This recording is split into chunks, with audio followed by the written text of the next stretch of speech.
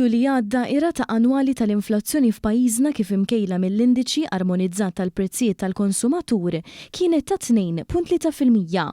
Waqt li din ħarira ola minn 2.2% reġistrat fix-xahar ta' qabel ta' Ġunju, l-inflazzjoni lokali xorta baqgħet taħt il-medja taż-żona euro b'0.3% inqas.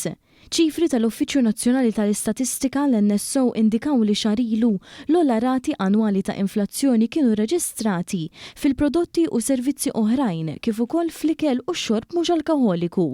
Waqt li min-naħa l-oħra l-komunikazzjoni flimkien mal-amara, it-tamir tad-dar u l-manutenzjoni fir-residenzi irreġistraw l-inqas rati. F'Lulju li għadda wkoll l-akbar kontributur fl-inflazzjoni kien l-indiċi ta' restoranti u lukandi, l-aktar minħabba prezzijiet ogħla fir-restoranti. Waqt li jsegwi kien hemm l-indiċi tal-ikel u x-xorb mhux alkoħoliku li żjed kawża ta' prezzijiet ogħla tal-frott u prodotti tal-iġiene personali.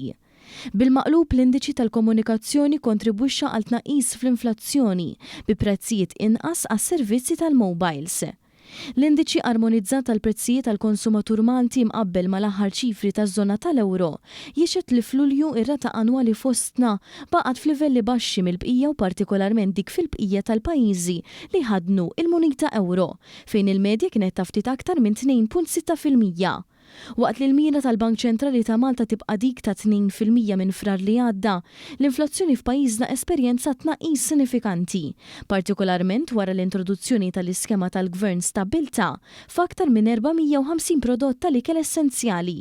Il-ftehim mal-importaturi u l-bejjija tal-ħwienet ewlenin lokali se jibqa' fis-seħħ sa mill-inqas il-budget li jmiss li jrid jiġi ppreżentat madwar xarejn oħra.